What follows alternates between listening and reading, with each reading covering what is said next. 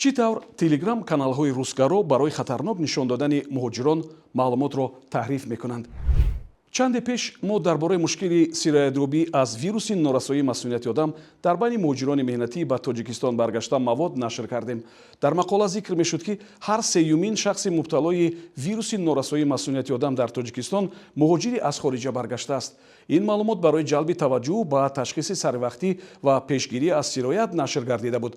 Аммо саҳфаву гурӯҳҳои русгаро дар шабакаҳои иҷтимоӣ аз ҷумла дар Телеграм бо таҳрифи ин маълумот талош карданд, аз он барои ташаккули тасаввуроти бардуруғ оид ба хатари муҳоҷирон ба ҷомеаи ин кишвар истифода бубаранд. маълумоти дар мақолаи мо зикршуда ба омори Маркази ҷумҳуриявии пешгирӣ ва мубориза бо вируси норасоии масъулияти одам асос ёфта буд. тибқи ин омор давоми 5 соли охир дар кишвар 5463 ҳолати сироятёбӣ аз вируси норасоии масъулияти одам ошкор шудааст, ки 22% он муҳоҷирони аз хориҷа ба ватан баргашта мебошанд. агар дар соли 2019 муҳоҷирони баргашта ҳамагӣ 17% сироятшудагонро ташкил мекарданд, пас то соли 2023 ин рақам ба 32.5% расидааст. махсус бояд таъкид кард, ки муҳоҷирон дар Русия ба ин беморӣ сироят ёфта ба ватан бармегарданд, на баръакс. яъне ин омори дар Тоҷикистон сироят ёфта ба Русия рафтагон нест. дар мақола аҳамияти санҷиш ва пешгирӣ аз сирояти вируси норасоии масъулияти одам байни муҳоҷирони ба ватан баргашта таъкид шуда, дар бораи зарурати ташхис ва муроҷиат ба марказҳои тиббӣ барои пешгирӣ аз паҳншавии вирус тавсияҳо дода шуда буд. пас аз нашри ин мавод бархе саҳифаву гурӯҳҳои русгаро дар шабакаҳои иҷтимоӣ навиштанд, ки ҳар сеюмин муҳоҷир, ки ба Русия меояд, аз вируси норасоии масъулияти одам сироят ёфтааст.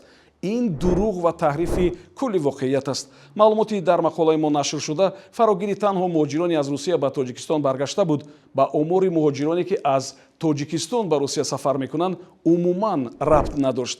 аммо баъзе саҳифаву гурӯҳҳо бо таҳрифи иттилоъ навиштанд, ки 138 000 муҳоҷири тоҷик аз вируси норасоии масъулияти одам сироят ёфтааст. онҳо омори сироятёбӣ миёни кулли сокинони кишварро бар дурӯғ ҳамчун омори сироятёбӣ миёни муҳоҷироне, ки ба Русия мераванд, нашр карданд. ин албатта дасткорӣ ва ё дурӯғпароканӣ аст. бештар аз ин, баъзе расонаҳо афсонабофӣ карда қиссаи занеро нашр карданд, ки гӯё бо муҳоҷире шинос шуда ӯро ба хонааш даъват кардааст ва баъди робитаи ҷинсӣ бо ӯ ба вируси норасоии масъулияти одам олудааст. албатта ин афсона барои тасвири муҳоҷирон ҳамчун таҳдид эҷод ва паҳн карда шуда буд. дигар расонаҳо ба алоқаҳои ҷинсӣ бетартибона ва махсусиятҳои динии муҳоҷирон, ки гӯё аз истифодаи воситаҳои пешгирӣ парҳез мекунанд, таваҷҷӯҳ зоҳир карданд.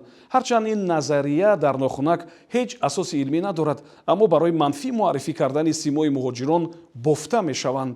коршиносони расонаҳо ва мутахассисони саводи расонаӣ шарҳ медиҳанд, ин навъи таҳрифкорӣ намунаи аслии дурӯғпароканӣ аст, ки тибқи он маълумоти воқеӣ дар замина қарор дода шуда бо ҳадафи эҷоди тасаввуроти бардуруғ пешниҳод мешаванд.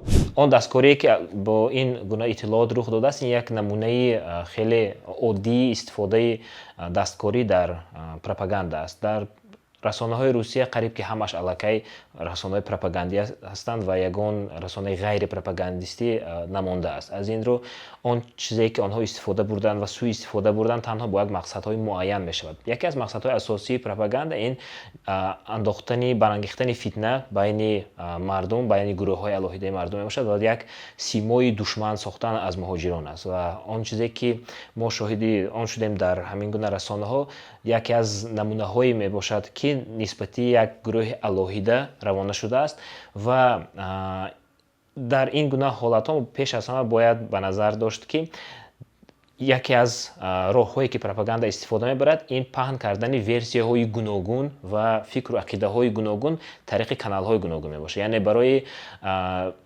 аудитории васеъ ки аз расонаҳои расмӣ истифода мебаранд, онҳо дар бораи дӯстиву рафоқат шояд камубеш гап мезананд ва барои паҳн кардани иттилоот дар бораи душман сохтани муҳоҷирон ба нисбати аҳолӣ, дар ин гуна мавридҳо онҳо аз телеграм-каналу аз расонаҳои ғайрирасмӣ истифода мебаранд, яъне каналҳои ғайрирасмӣ паҳн кардани иттилоот ва ин ҳам яке аз механизмҳое ҳаст, ки пропаганда аз он васеъ истифода мебарад.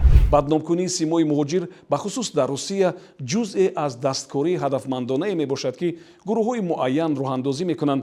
ҳадафи онҳо эҷоди тарс, нафрат ва тафриқа дар ҷомеа мебошад. ин роҳбурд барои дур андохтани таваҷҷӯҳ аз мушкилоти дохилӣ, пайдо кардани гунаҳкори мушкилоти ҷомеа, тақвияти нуфуз тариқи эҷоди душманони сунъӣ роҳандозӣ мешавад. Бояд донист, ки ин навъ дасткориҳо чӣ тавр роҳандозӣ мешаванд ва ба эътимод ва иттилоъ чӣ тавр таъсир мерасонанд. дасткории маълумот дар саҳифаву гурӯҳҳои телеграм ва дигар шабакаҳои иҷтимоӣ масъалаи ҷиддӣ аст. он қолабу тасаввуроти бар дурӯғ эҷод карда дар ҷомеа нобовариро паҳн мекунад. иттилоъро санҷеду ба манбаъҳои боэътимод бовар кунед ва фирифтаи маълумоти бар дурӯғ нашавед. ба шабакаи мо обуна шавед, то ки аз хабару рӯйдодҳои охир ва иттилоъи боэътимод огоҳ бошед.